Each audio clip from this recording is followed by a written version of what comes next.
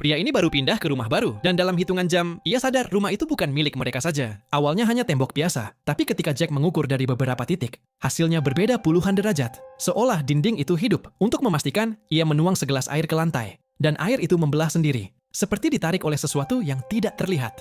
Dari situ, Jack tahu, rumah ini salah. Ia lanjut mengukur panjang rumah. Dari dalam, panjangnya 10 meter. Tapi dari luar, jaraknya lebih pendek 3 meter. Ruang rumah ini tidak mengikuti hukum fisika. Semuanya terasa salah, melengkung, dan tidak wajar. Putrinya mulai ikut merasakan keanehan. Hanya butuh beberapa langkah untuk masuk rumah. Tapi ia malah seperti berjalan puluhan meter. Dan saat kembali mengambil baju, gadis itu menghilang, meninggalkan pakaiannya saja. Sebenarnya, ia terseret ke ruang lain, koridor gelap yang tak berujung. Sementara itu, Jack mulai membuka pintu demi pintu.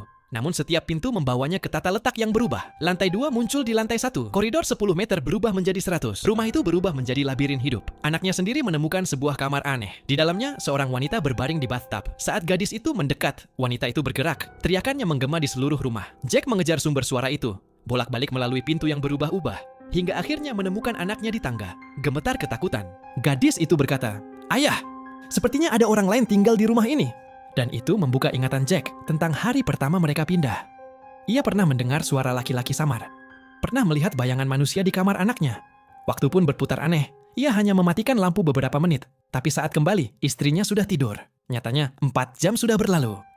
Saat ke toko, pemiliknya menatap Jack dengan tatapan yang sudah tahu jawabannya. Rumah itu, semua penghuninya hilang, katanya. Rumah itu angker. Rumah yang menelan orang berdosa. Jack tak percaya. Namun malam itu, buku catatannya muncul tulisan baru. "Pergi sekarang."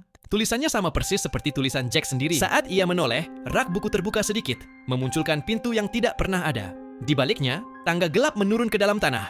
Tapi keesokan harinya, saat ia bawa istrinya ke sana, pintu itu hilang begitu saja.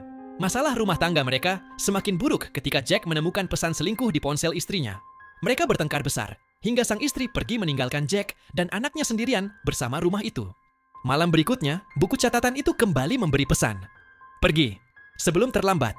Jack memilih kabur bersama anaknya. Mereka berjalan lama di jalan gelap hingga melihat rumah dengan lampu menyala. Namun saat didekati, itu rumah mereka sendiri. Mereka tidak pernah keluar. Rumah itu memutar mereka kembali ke awal. Malamnya, kamar mandi menyala sendiri. Air mengalir deras. Saat Jack mendekat, sosok berambut panjang mencengkeramnya. Itu mantan istrinya, wanita yang dulu tenggelam di bathtub.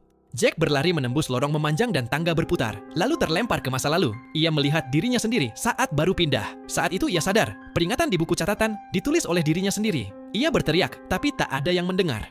Ruang berubah, waktu melipat. Jack memaksa naik ke lantai 2. Tangga menolak. Cahaya putih menyambar. Ia muncul di ruang gelap. Di depannya berdiri pria tua pucat. Wajah itu Jack sendiri.